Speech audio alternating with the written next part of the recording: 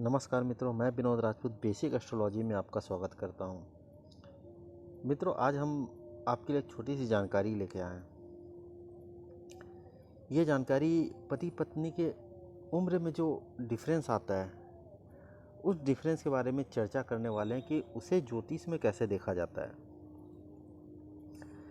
कभी देखा जाता है कि पति पत्नी शादी कर रहे हैं, उनकी उम्र एक लगभग बराबर देखने को मिलती है, हम उम्र के देखने मिलते हैं। कभी कभी ऐसा देखा जाता है कि पति से पत्नी 2-3 साल छोटी होती है।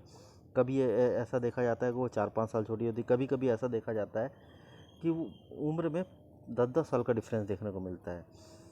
तो ये डिफरेंस को ज्योतिष में कैसे देखा जाता है, इसके बारे में आज चर्चा करने वाले हैं। तो आइए चलिए वीडियो को स्टार्ट करते हैं।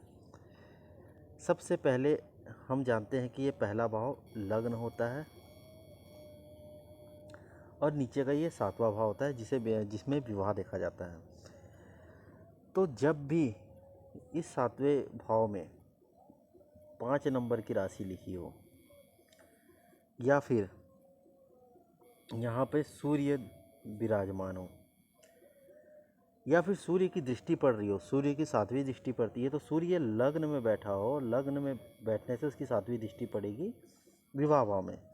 तो जब भी ऐसा हो, या तो इस लग्न में 7वें भाव में 5 नंबर लिखा हो और उस पर कोई भी ग्रह ना हो, ना किसी ग्रह की दृष्टि पड़ रही हो, या फिर इस 7वें भाव में सूर्य बैठा हो या फिर सूर्य बैठा हो लग्न में, तो ऐसी स्थिति में जो उम्र का डिफरेंस जो आता है वो 2 वर्ष से 3 वर्ष का अंतर देखने को पति पत्नी में मिलता है।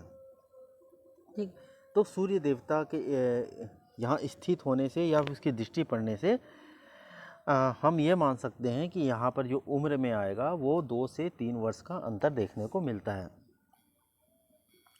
अब बात करते हैं, आगे चर्चा करते हैं कि अगर सूर्य ना होके यहाँ पे चंद्र देवता विराजमान हो, या चंद्रदेव विराजमान हो, या चंद्रदेव की राशि आ गई या 4 नंबर लिखा हो तो, या फिर यहाँ पर चंद्र देवता विराजमान हो, या फिर चंद्रदेव की 7वीं दृष्टि पड़ रही हो, 7वीं दृष्टि लग्न में बैठकर पड़ेगी, तो लग्न से 7वीं दृष्टि पड़ रही हो, या फिर चंद्र देवता इस 7वें भाव में विराजमान हो, या फिर चंद्र देवता की राशि हो, तो ऐसी स्थिति में क्या होगा, जब भी चंद्र देवता की ऐसी स्थिति पड़ती है तो जो पति पत्नी हैं वो क्या होंगे, हम उम्र के देखने को मिलेंगे।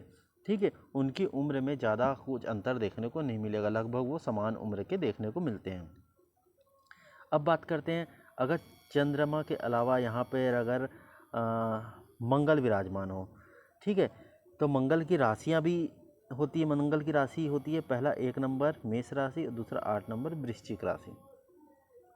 या तो यहाँ 1 नंबर लिखा हो या 8 नंबर लिखा हो, या फिर यहाँ पर मंगल विराजमान हो और या फिर मंगल लग्न में होकर 7वीं दृष्टि डाल रहे हो।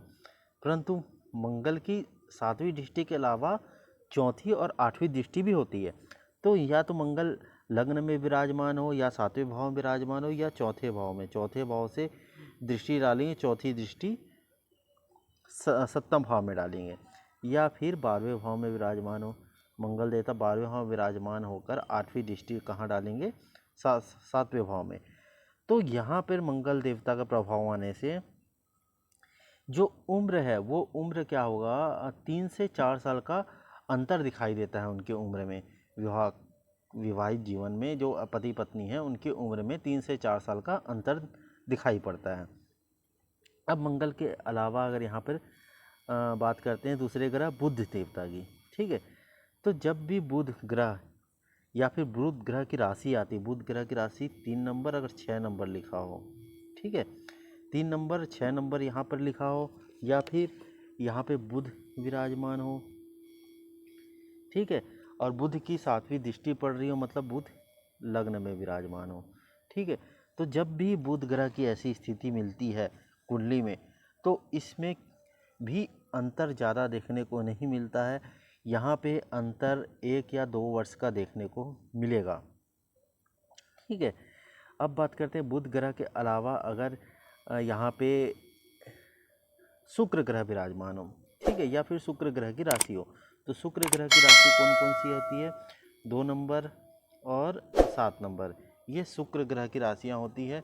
ठीक है, तो 2 नंबर मतलब क्या होगा? वृष राशि, और 7 नंबर मतलब तुला राशि। ठीक है, या फिर 2 नंबर और 7 नंबर लिखा हो, या फिर यहाँ पे शुक्र देवता विराजमान हो। ठीक है, या फिर शुक्र देवता लग्न में बैठकर 7वीं दृष्टि डाल रहे हों। तो ऐसी स्थिति में क्या होता है? ऐसी स्थिति में भी प्रायः देखने को आता है जो पति पत्नी हम उम्र के होते हैं, उनमें ज़्यादा से ज़्यादा अगर अंतर भी उम्र का देखने को मिलेगा तो 1 या 2 वर्ष का अंतर देखने को मिलेगा। क्योंकि शुक्र देवता क्या है, अधिकतर शुक्र देवता ऐसे ही स्थिति पैदा कर देते हैं, क्योंकि ये प्रेम विवाह भी कराने में कारक होते हैं, प्रेम विवाह के। तो इनमें उम्र कोई मायने नहीं रखता। कभी कभी शुक्र देवता ज़्यादातर तो देखता है कि अगर विवाह होता है तो हम उम्र के होता है, या फिर कभी कभी होता है कि ऐसा परिस्थिति पैदा हो जाती है कि प्रेम में क्या होता है, कोई उम्र का बाउंडेशन नहीं होता। तो कभी कभी देखा जाता है 20 साल 25 साल अधिक उम्र के भी मतलब प्रेम कर बैठते हैं एक दूसरे से। तो ऐसी स्थिति भी निर्मित हो जाती है, क्योंकि शुक्र देवता में कोई उम्र का कोई बाउंडेशन नहीं होता, क्योंकि वो प्रेम के ग्रह माने गए हैं। और ज़्यादातर मामलों में वो हम उम्र के ही देखने को मिलते हैं। ठीक है, अब बात करते हैं शुक्र देवता के बाद बात करते हैं गुरु देवता की। ठीक है, जब भी गुरु ग्रह या फिर गुरु ग्रह की राशियाँ 9 नंबर या फिर 12वां नंबर लिखा हो 7वें भाव में, या फिर यहाँ पे गुरु देवता विराजमान हो। ठीक है, और गुरु देवता की राशि कौन कौन सी है, गुरु देवता की दृष्टि कौन कौन सी है?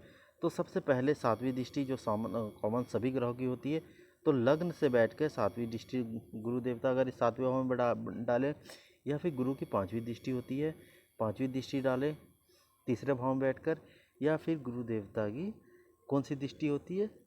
9वीं दृष्टि। तो 9वीं दृष्टि 11वें भाव में बैठ के 9वीं दृष्टि डालें। तो जब भी गुरु देवता की ऐसी परिस्थिति पैदा होती है तो उनके वैवाहिक जीवन में, उनके पति पत्नी की उम्र में 2 से 3 वर्ष का अंतर देखने को मिलता है।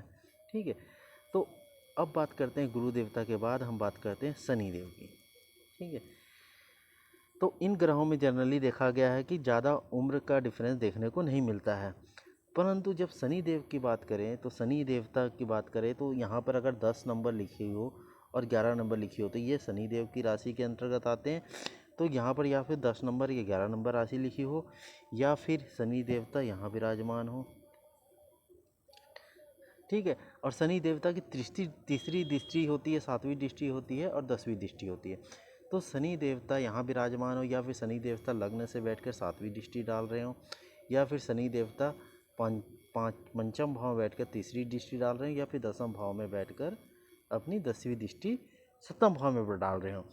तो जब जब ऐसी परिस्थिति पैदा होती है तब देखने को आता है कि 5 साल से 6 वर्ष का डिफरेंस देखने को मिलेगा, या मैक्सिमम 10 से 12 साल का भी अंतर देखने को मिलता है वैवाहिक जीवन में।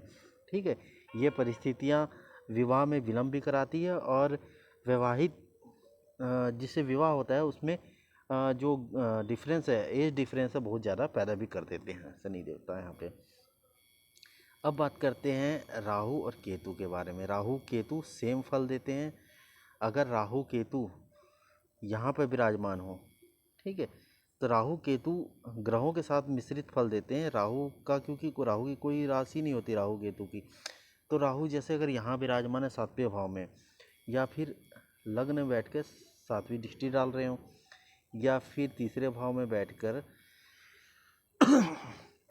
5वीं दृष्टि डाल रहे हो, या फिर राहु देवता 11वें भाव में बैठकर 9वीं दृष्टि डाल रहे हो, तो इस परिस्थिति में भी राहु देवता शनि जैसा ही फल देते हैं। वो भी एज में बहुत ज़्यादा डिफरेंस ले आते हैं। ठीक है, जो भी ग्रहों के कारण जो एज डिफरेंस आता है उसमें 3-4 साल बढ़ा ही देते हो एज डिफरेंस को।